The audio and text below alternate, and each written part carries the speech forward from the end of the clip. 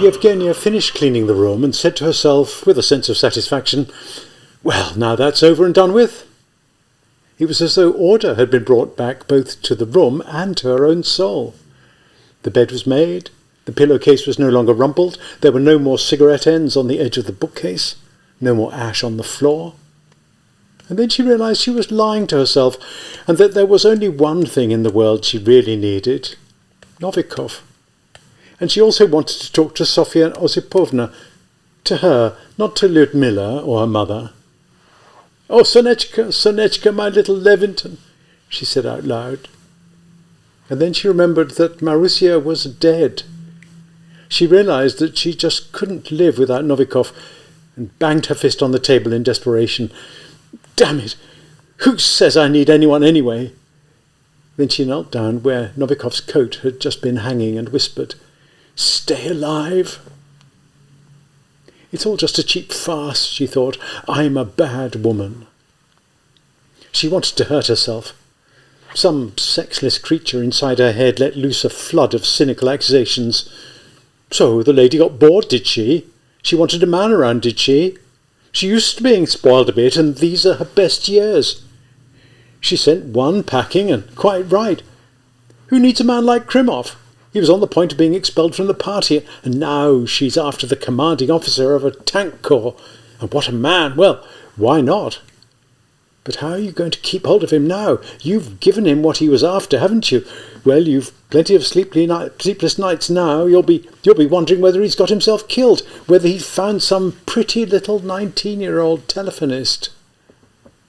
This mean, cynical creature then came out with a thought that had never even occurred to Yevgenia herself. "Never mind. You'll be able to fly out and visit him soon."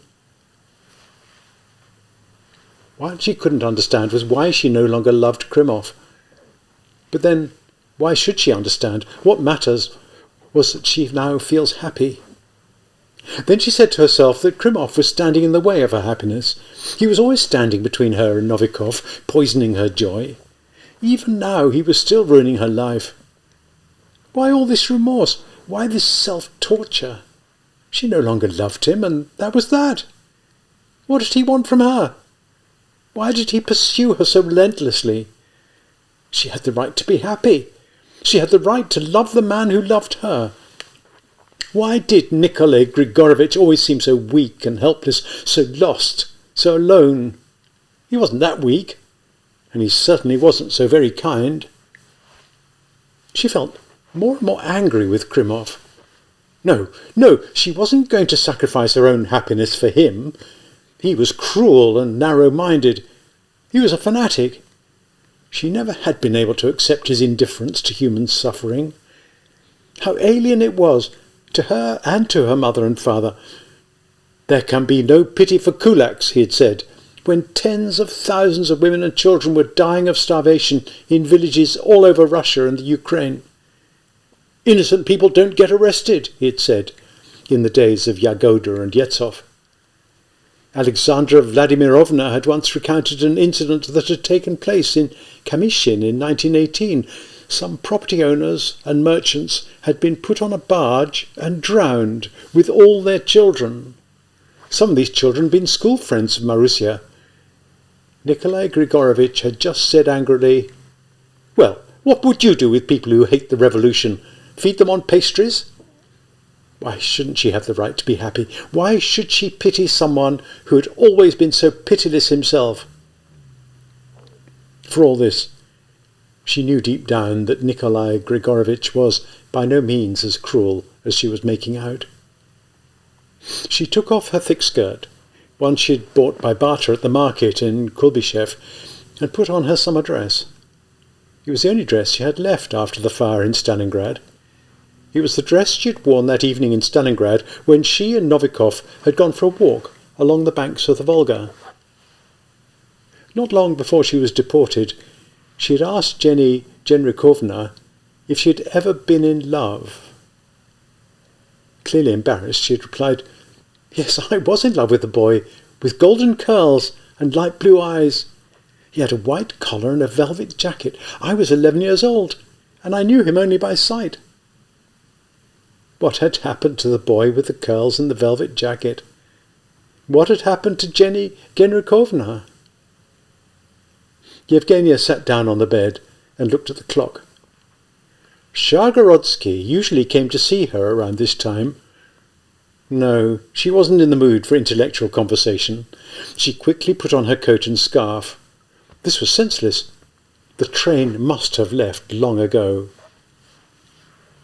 There was a huge crowd of people around the station, all sitting on parcels and sacks.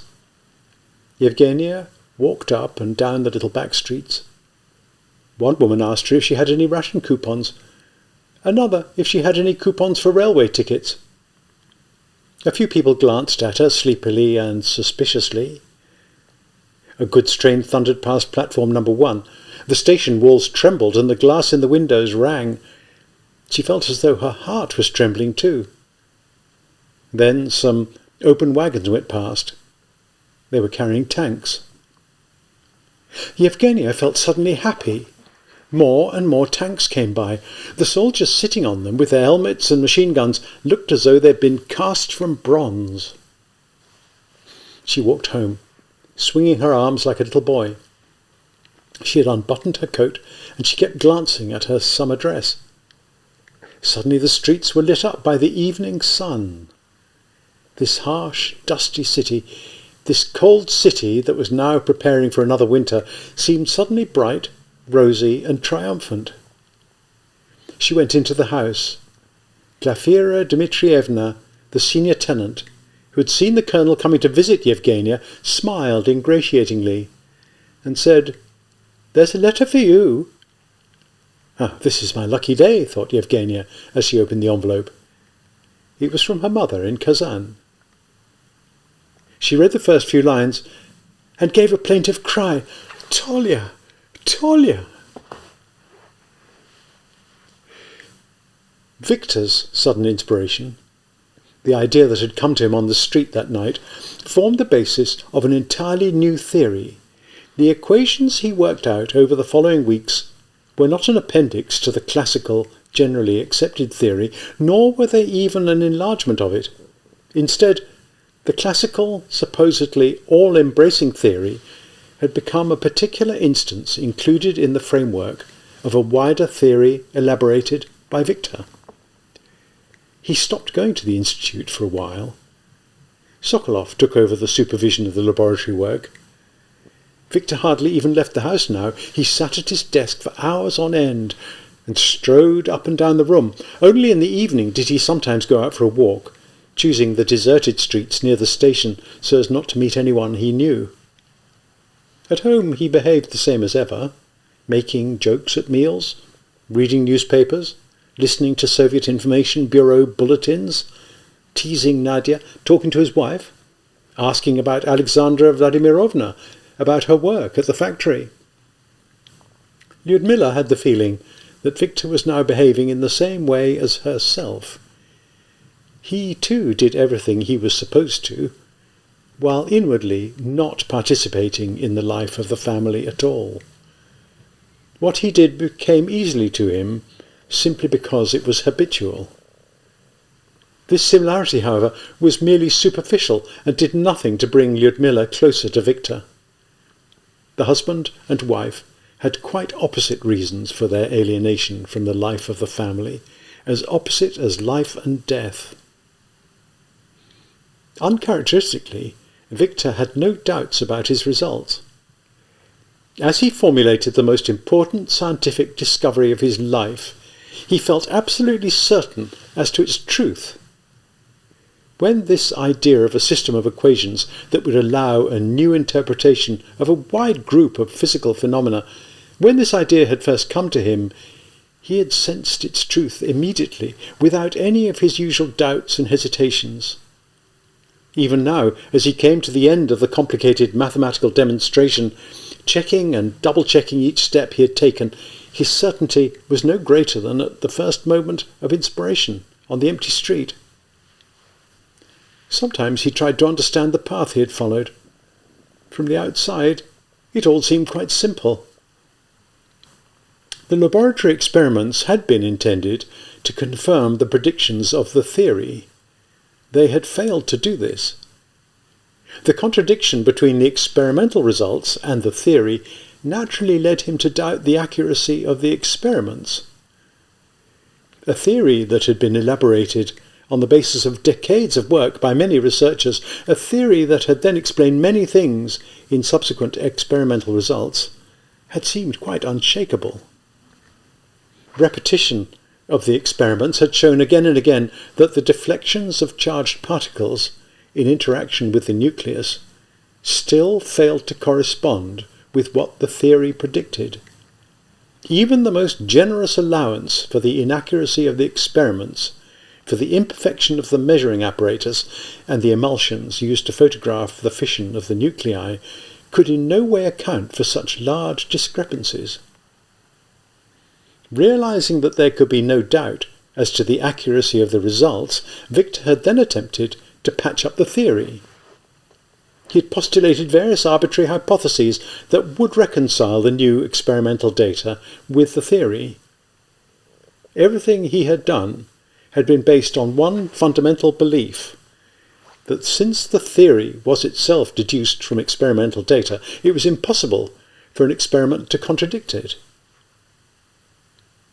An enormous amount of labour was expended in an attempt to reconcile the new data with the theory.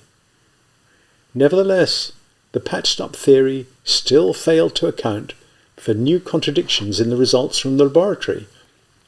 The theory remained as powerless as ever, though it still seemed unthinkable to reject it. It was at this moment that something had shifted. The old theory had ceased to be something fundamental and all-embracing. It didn't turn out to be a mistake or an absurd blunder, but simply a particular instance accounted for by the new theory. The purple-clad dowager had bowed her head before the new empress. All this had taken only a moment. When Victor thought about just how the new theory had come to him, he was struck by something quite unexpected. There appeared to be absolutely no logical connection between the theory and the experiments. The tracks he was following suddenly broke off. He couldn't understand what path he had taken.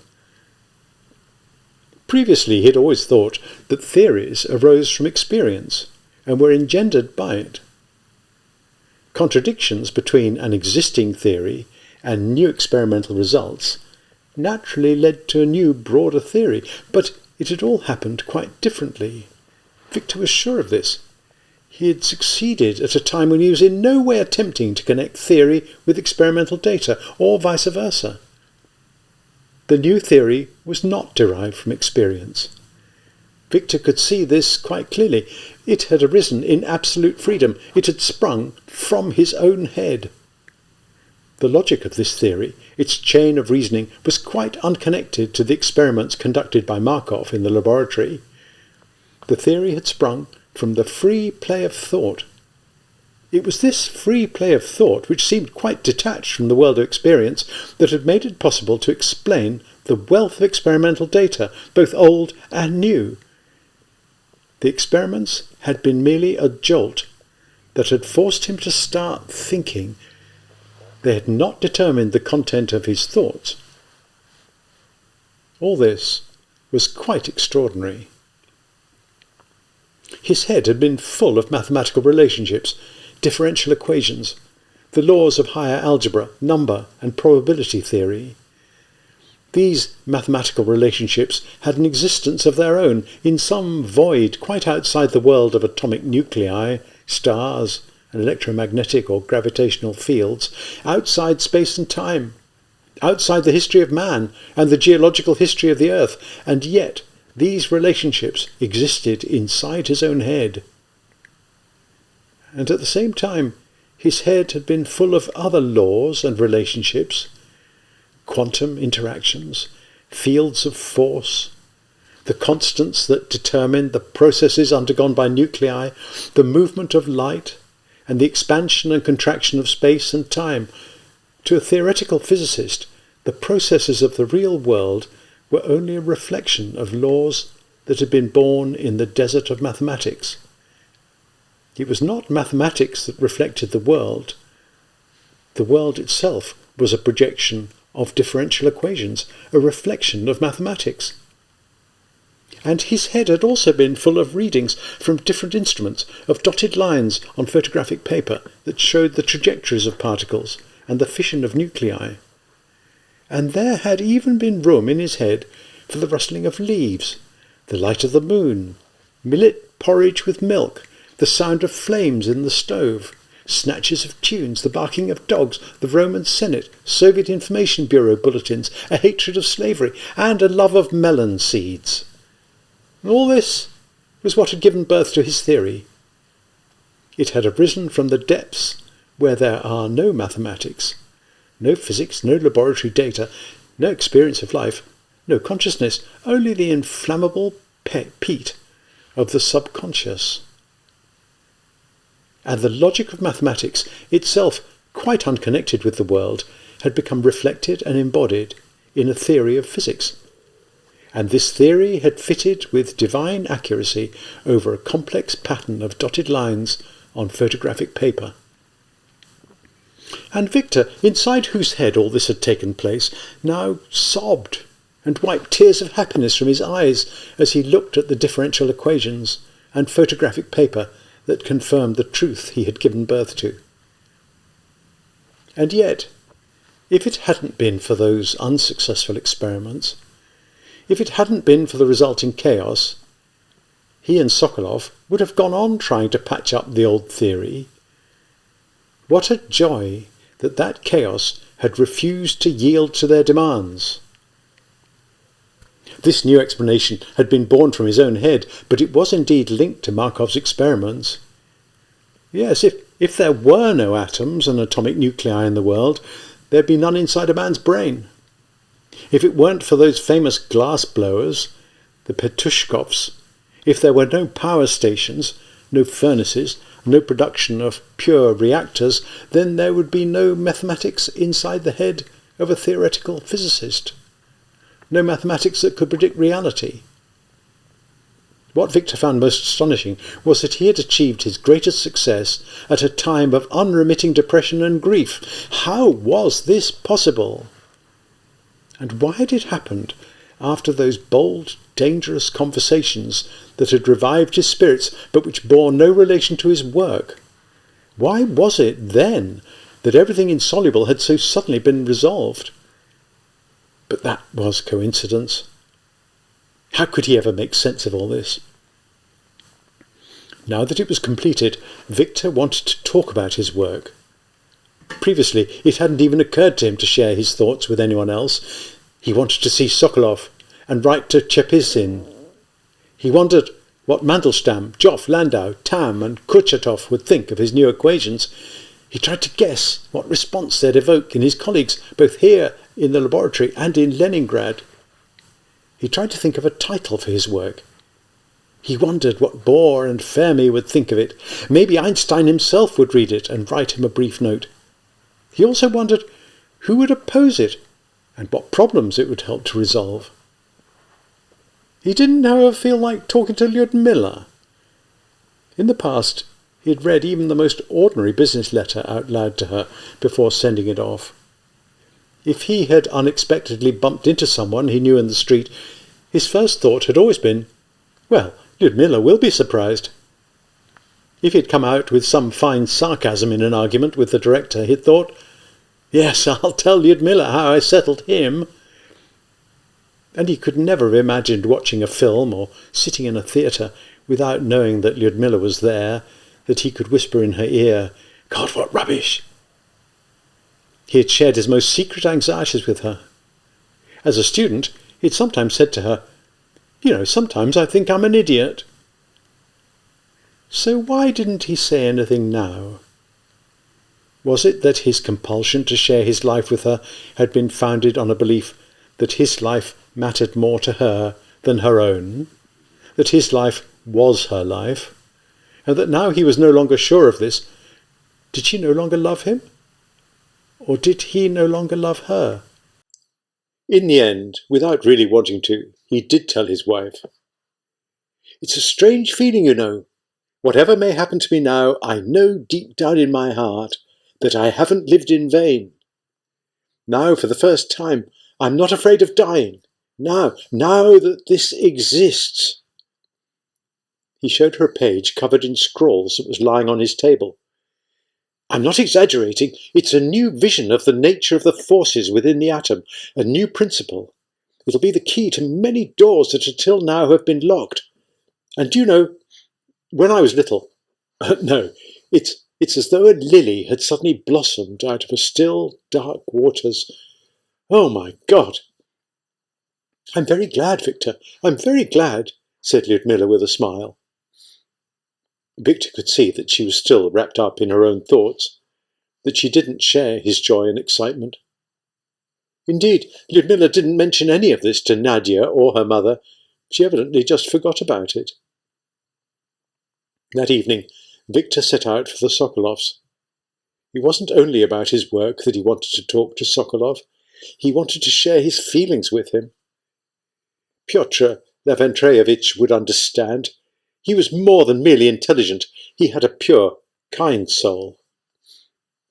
At the same time, Victor was afraid that Sokolov would reproach him, that he would remind him of his earlier lack of faith. Sokolov loved explaining other people's behaviour and subjecting them to long lectures. It was a long time since he had been to the Sokolovs. His friends had probably been there another 3 times since his last visit. Suddenly he glimpsed Madyarov's bulging eyes. "Oh, yes, he's a bold devil," Victor said to himself. How peculiar that during all this time he'd hardly given a thought to those gatherings. Now he didn't want to. There was some fear, some anxiety, some expectation of imminent doom connected with those late-night discussions. They really had let themselves go. They had croaked away like birds of ill omen. But Stalingrad still stood. The Germans had been halted. Evacuees were returning to Moscow. Last night he had told Lyudmila that he wasn't afraid of dying, not even at that very moment. And yet he was afraid of remembering the criticisms he had voiced. And as for Madyarov, that didn't bear thinking about. Karimov's suspicions were quite terrifying. What if Madyarov really were a provocateur? "No, I'm not afraid of dying," thought Victor. "But now I'm a proletarian who has more to lose than his chains." Sokolov, in his indoor jacket, was sitting reading a book. "Where's Maria Ivanovna?" asked Victor, surprised at his own surprise. He was quite taken aback not to find her at home, as though it was her he had come to talk to about theoretical physics. Sokolov put his glasses back in their case and smiled. "Who says Maria Ivanovna has to hang around at home all day long?" Coughing and stammering with excitement, Victor began expounding his ideas and showing Sokolov his equations. Sokolov was the first person he had confided in. As he spoke, he relived everything again, though with very different feelings. "Well," said Victor finally, "that's it." His voice was shaking. He could feel Sokolov's excitement. They sat for a while in silence that to Victor seemed quite wonderful. He frowned and shook his bowed head from side to side. Finally he stole a timid look at Sokolov. He thought he could see tears in his eyes. There was a miraculous link that joined these 2 men, sitting in a miserable little room during a terrible war that enveloped the whole world, to everyone, however distant in space and time, whose pure mind had aspired to these exalted realms. Victor hoped that Sokolov would remain silent a while longer. There was something divine in this silence. They did remain silent for a long time. Then Sokolov went up to Victor and put his hand on his shoulder. Victor felt his eyes fill with tears. "It's wonderful," said Sokolov. "Quite unbelievable. What elegance! I congratulate you with all my heart. What extraordinary power! What logic! What elegance! Even from an aesthetic point of view, your reasoning is perfect." Still trembling with excitement, Victor thought, "For God's sake, this isn't a matter of elegance. This is bread for the soul. Do you see now, Viktor Pavlovitch, Sokolov continued, how wrong you were to lose heart and try to put everything off till our return to Moscow? Then, just like someone giving a sermon, you lack faith, you lack patience. This often hinders you. Oh, I know, Viktor interrupted impatiently, but I got very depressed by the way we were so stuck. It made me feel quite ill. Then Sokolov began to hold forth. Though he understood the importance of Viktor's work and praised it in superlative terms, Viktor hated every word he said. To him, any evaluation seemed trivial and stereotyped. Your work promises remarkable results. What a stupid word. He didn't need Pyotr Leventrovitch to know what his work promised. And anyway, why promise his result? It was a result in itself. You've employed a most original method. No, it wasn't a matter of originality. This was bread, black bread. Viktor decided to change the subject. He began to talk about the running of the laboratory. Oh, by the way, Pyotr Leventrovitch, I received a letter from the Urals. Our order's going to be delayed. Well, said Sokolov, that means we'll already be in Moscow when the apparatus arrives. That's not such a bad thing. We'd never have been able to set it up in Kazan anyway. We'd have been accused of failing to keep up with our schedule. He started to talk very pompously about matters connected with their work schedule. Although Viktor had himself initiated this change of topic, he was upset that Sokolov had gone along with it so readily. It made Viktor feel very isolated. Surely Sokolov understood that his work was more important than the everyday affairs of the Institute. It was probably the most important of all his contributions to science. It would affect the theoretical outlook of physicists everywhere. Sokolov realized from Viktor's expression that he had done the wrong thing. It's interesting, he said. You've produced another confirmation of that business with neutrons and a heavy nucleus. We really shall need that new apparatus now. I suppose so, said Viktor. But that's only a detail. No, said Sokolov, it's very important. You know what enormous energy is involved. But to hell with all that, said Viktor. What interests me is that it's a new way of seeing the microforces within the atom. That may bring joy to a few hearts and save one or two people from groping around in the dark. Oh, yes, said Sokolov. They'll be as glad as sportsmen are when someone else sets a new record. Viktor didn't answer.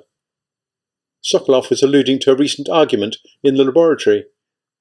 Savostyanov had compared scientists with athletes. He had claimed that a scientist had to undergo the same daily training as an athlete, and that the tension surrounding his attempts to solve a scientific problem was no different from that surrounding an athlete's attempt to break a record. In both cases, it was a matter of records. Viktor got quite angry with Savostyanov. Sokolov even more so. He had made a long speech and called Savostyanov a young cynic. He had spoken of science as a religion, an expression of a man's aspiration toward the divine.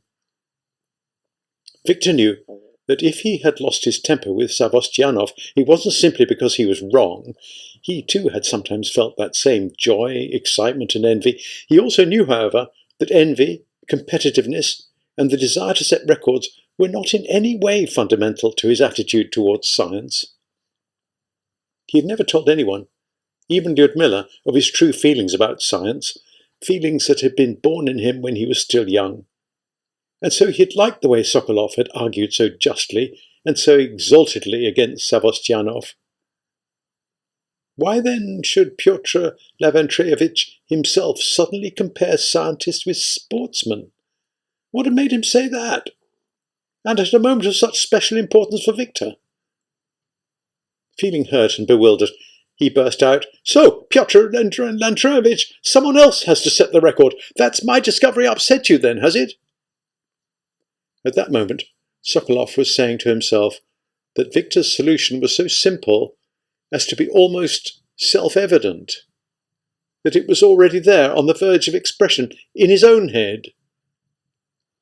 Yes, he admitted, I'm as pleased as Lawrence must have been when the equations he had established were reworked and transformed by Einstein.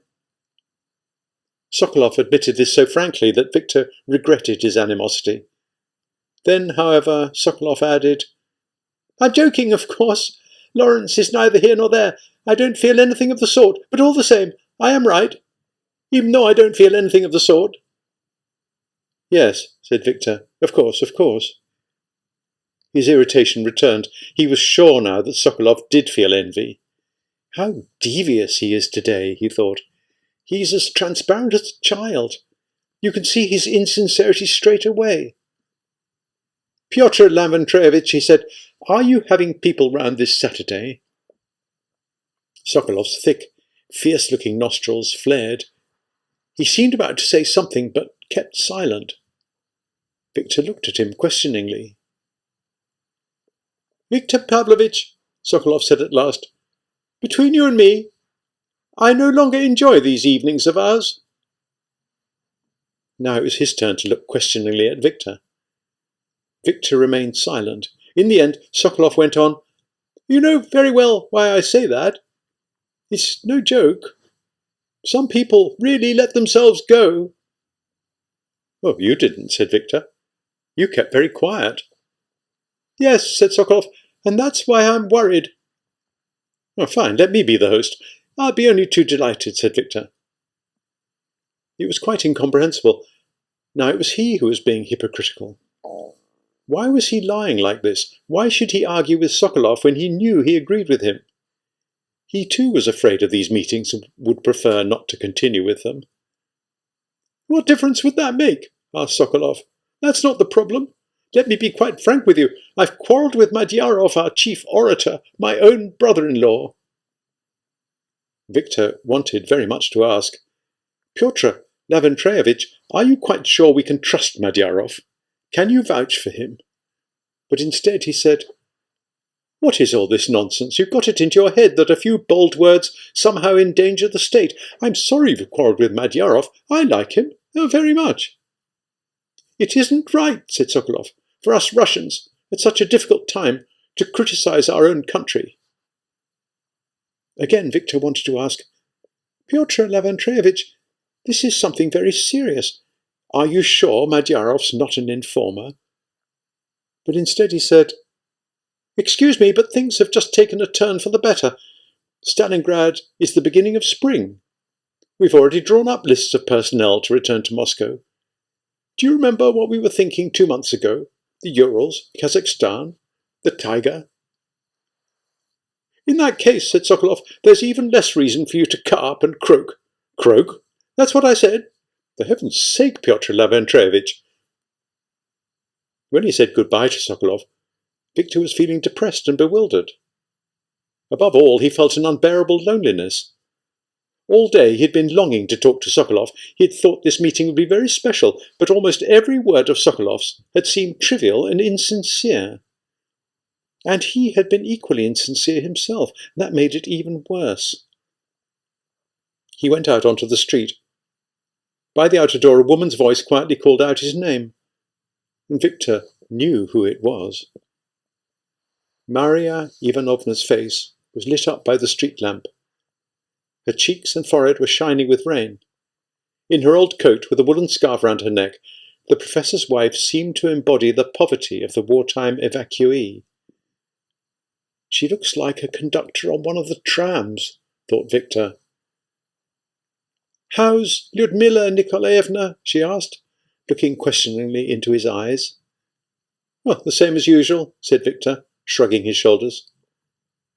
"I'll come round earlier tomorrow."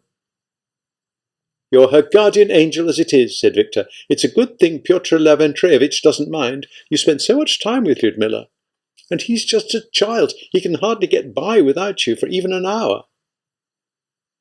She was still looking at him thoughtfully. She seemed to be listening without really hearing, and then she said, "Viktor Pavlovich, your face looks quite different today. Has something good happened?" "What makes you think that?" "Your eyes have changed," she said. "It must be your work. Your work's going well at last. There you are now, and you used to say you were no longer good for anything after all the unhappiness you've been through." Lyudmila must have told her, thought Victor. Oh, women are such chatterboxes. At the same time, trying to hide his irritation, he asked with a smile, "What do you see in my eyes, then?" Maria Ivanovna remained silent for a moment, and when she did speak, it was in a serious tone of voice, quite unlike Victor's. "Your eyes are always full of suffering, but not today." Suddenly Victor opened up. "Maria Ivanovna, I don't understand it. I feel that I've done the most important thing in my life. Science is bread for the soul. And this has happened at such a sad, difficult time. How strangely tangled our lives are. How I wish I could... Oh no, there's no use in saying." Maria Ivanovna listened, still gazing into Victor's eyes, and then she said very quietly, "How I wish I could drive the sorrow out of your home." "Thank you, dear Maria Ivanovna," said Victor as they parted. He felt suddenly calm, as though it really were her he had come to see, and he had now said what he wanted to say. A minute later, walking down the dark street, Victor had forgotten the Sokolovs. A cold draught blew from each of the dark entrances. When he came to a crossroads, the wind lifted up the tail of his coat. Victor shrugged his shoulders and frowned. Would his mother never know? Would she never know what her son had achieved?